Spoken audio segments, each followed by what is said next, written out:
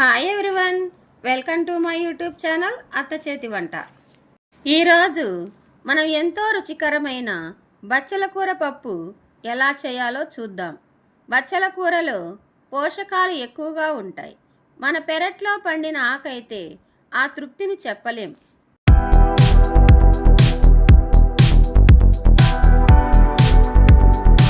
కావలసిన పదార్థాలు: బచ్చల కూర, నానబెట్టుకున్న కందిపప్పు, టమోటాలు, పచ్చిమిర్చి, ఆయిల్, చింతపండు, వెల్లుల్లి, ఉల్లిపాయ, ఉప్పు, కరివేపాకు, ఎండుమిర్చి, పోపు దినుసులు.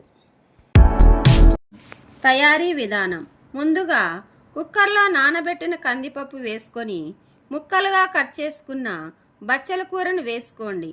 మీ కారానికి తగ్గట్లుగా పచ్చిమిర్చి వేసుకొని 3 టమోటా పండ్లు 4 చీలికలు చేసుకొని వేసుకోండి. 1/2 టీ స్పూన్ పసుపు, 1 ఉల్లిపాయ ముక్కలు, కాస్త చింతపండు, రుచికి సరిపడా ఉప్పు వేసుకొని అన్నీ మునిగేంత వరకు నీళ్లు పోసుకోండి. ఇప్పుడు కుక్కర్ని స్టవ్ మీద పెట్టి హై ఫ్లేమ్ మీద 5 విజిల్స్ రానివ్వండి. తర్వాత విజిల్ తీసి ఆవిరిపోయాక మూత తీసి స్మాష్ చేసుకోండి.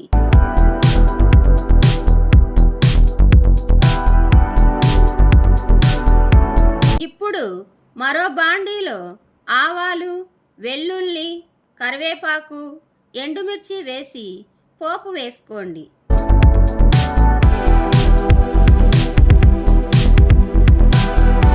ఇప్పుడు పోపును పప్పులో వేసుకొని బాగా కలుపుకోండి. అంతేనండి, మన ఆరోగ్యానికి ఎంతో మేలు చేసే బచ్చల కూర పప్పు రెడీ అయినట్లే.